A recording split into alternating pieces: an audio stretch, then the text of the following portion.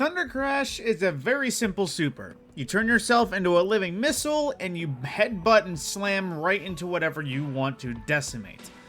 Now, what's not simple about it is the fact that there are several ways that you can, buff it. From weakening your enemies so that they take more damage, to improving your damage output so that you just deal more damage in general. So, there are a few ways you can actually do the latter and buff your own damage. And I'm going to show you which one is how much and whether or not it's worth running one or the other in that form.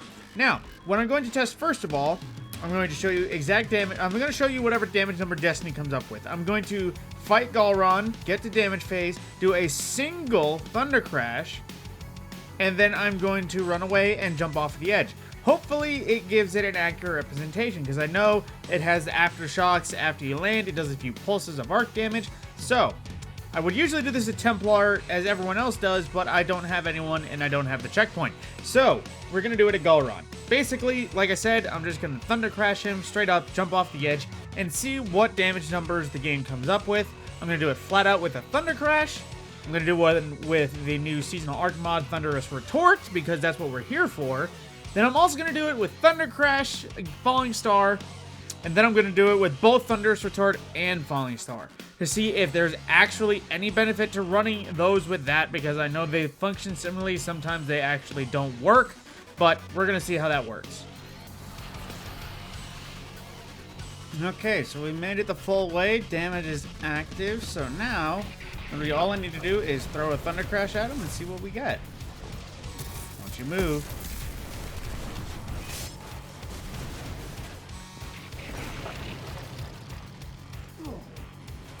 Okay.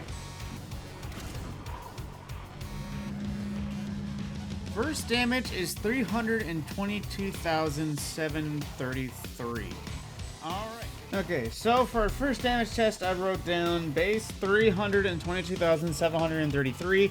If I'm already having dementia and realizing that's wrong, then I will, of course, correct that in editing. But next immediate is Thunderous Retort. We see how much that will give us in a buff. Now, obviously, like I said, there is differences because of the tick damage from Thundercrash that could trigger more damage. I'm just going to go by basic rounding. If I made 300,000 and I make 400,000, I'm just going to assume it was a 30% damage buff and do the math, because that's what math is for.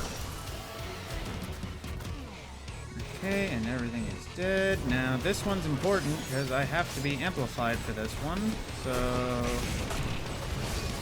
punch that guy, get amplified, and Thunderous Retort. Oh, hang on. Alright, and I did not see officially whether it was even active, so let's just see what that happens.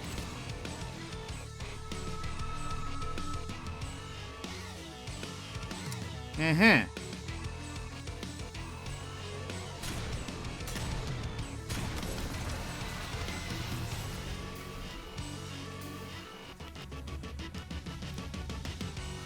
Okay, attempt number 2, a Thunderous Retort.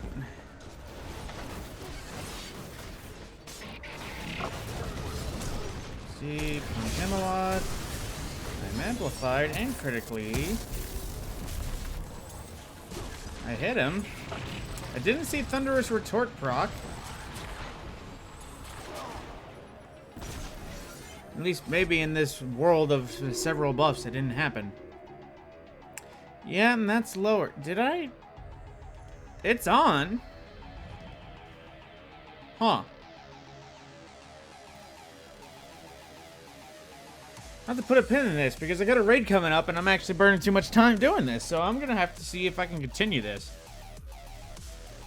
So the raid ended and I managed to grab a friend to make it a little bit easier, but he is just running on his own. He's not damage testing in any way. So this time we're trying Thunderous Retort again because for some reason it just decided it did not want to work.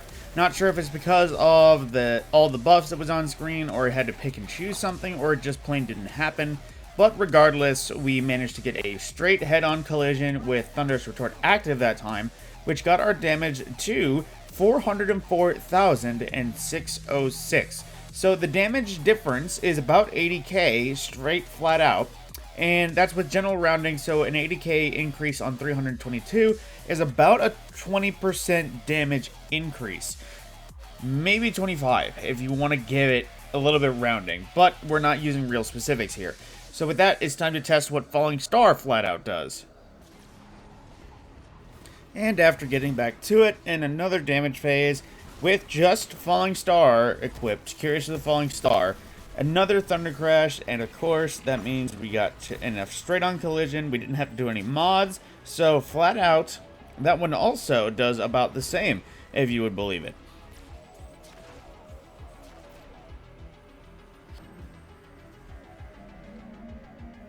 So it landed 406,383, which means, sure, there was a tick, one or two that went higher or lower, but generally, it is the same damage buff. So, Thunderous Retort and Falling Star together are the same thing. You could pick one or the other if you just wanted a little bit extra damage, or if you couldn't sacrifice the exotic slot, or you didn't have enough room. You could pick either or, and they will perform just as well.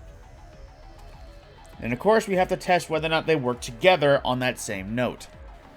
And so, entering the last one, this is with both Falling Star and Thunderous Retort, which does still require you to be amplified, although, because Titan, all you have to do is punch something if you're running the right aspect. Then with a flat-on collision, a decent chunk of damage, and of course a wipe, we get our final damage totals. Once my buddy learns how to jump off the edge.